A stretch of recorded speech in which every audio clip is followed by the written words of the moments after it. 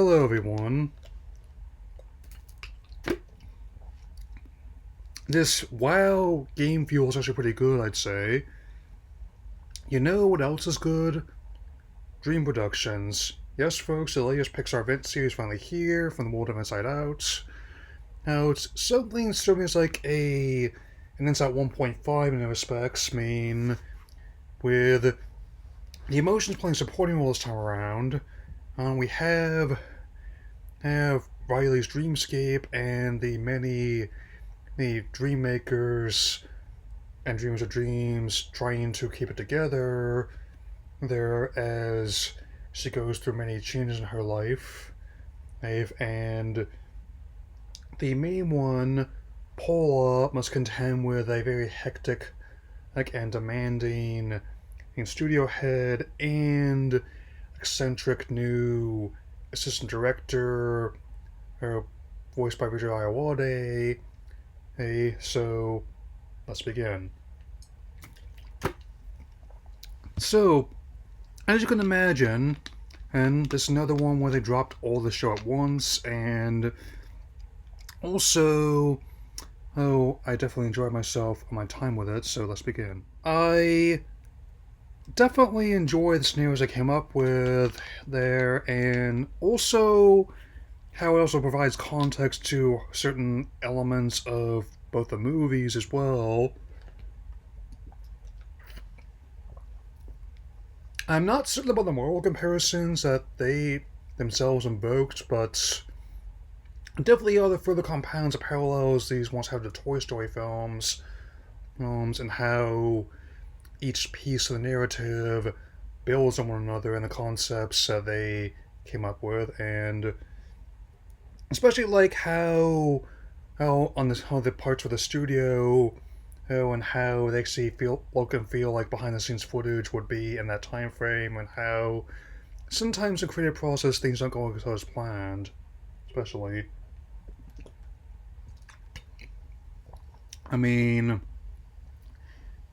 and also like how it builds upon the concepts I'm saying introduced, like how, of course, one of the horror filmmakers would be making ones about the the very menacing birthday clown, which was the closest thing and the first film had to an outright antagonist, and even factoring in in the fact that we are many ways in their post-villain era of sorts, where it's and this is also before the new emotions when second film entered the space, and you kind of see some of the seeds being planted in hindsight. I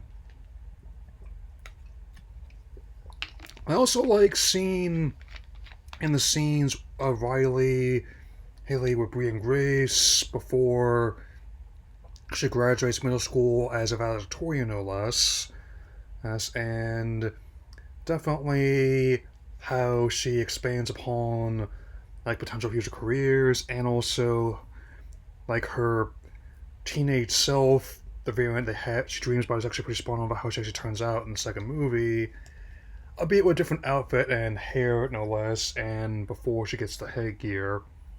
And she almost looks kind of like a Vocaloid, which would make sense. I often based my kind of anime sona off like an older Pokemon trainer or kind of a Juice-looking Z Warrior, and I suppose that even though she nearly discards hers, that the unicorn keychain might be like her totem, so to speak, something that only she would know the feel of, and especially kind of like how there are different in styles of filmmaking and John's approach, and especially like the performances. I'm not familiar with most of the actors playing the dream makers, but they definitely seem to fit their roles quite well. Again, I know Iowade from being one of the Jerrys in Soul, my favorite from 2020 even, and also way back when he was doing the IT crowd and was starting out. So he definitely is anyone who can voice a lackadaisical, albeit intelligent creator. It's definitely him. Even he has kind of similar glasses and hair that I watch in sports, so there's that. Of course, the visual wonder is still very much in effect, and how they're willing to include more elements from anime, traditional animation, and visual presentation, including their upcoming Win or Lose event that's going to be next year. Here about a group of different pickleball players, no less. And it is very much clear that, in their own way, they have been bitten by the bug, or rather the spider, that Spider-Verse has spread to the industry. I mean, I will admit that there are still elements concerning me even as someone who enjoys what I'm seeing in like the crunch periods there as well. But again, that's another thing I'm following the sausage principle for a lot of forms of entertainment now. In the sense that lots of people like to eat it, but not as many people like to know how it's made.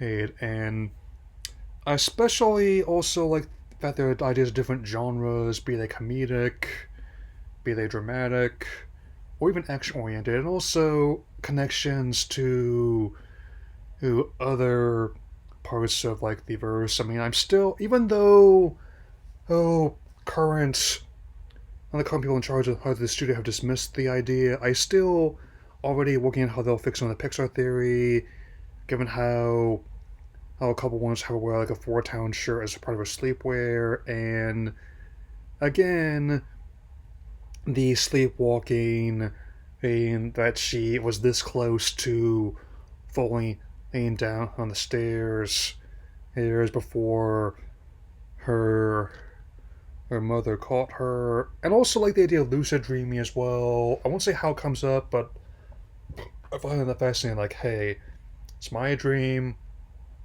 I can control what I want here. I mean, and if I want to wear this over the top outfit and dance with like a rainbow unicorn being written by my fantasy crush, that is my inclination. And though in my case to be like a Jedi riding on a Charizard in this case. So yeah. And also further compounds some of my ones, like already having what kind of crosses also always in my head for different genres, I mean, be they video game related or otherwise. That is, and also I'm not entirely certain that, I don't think that there's going to be any AI usage here, since this is something that both past and present people working there have steadfastly denied.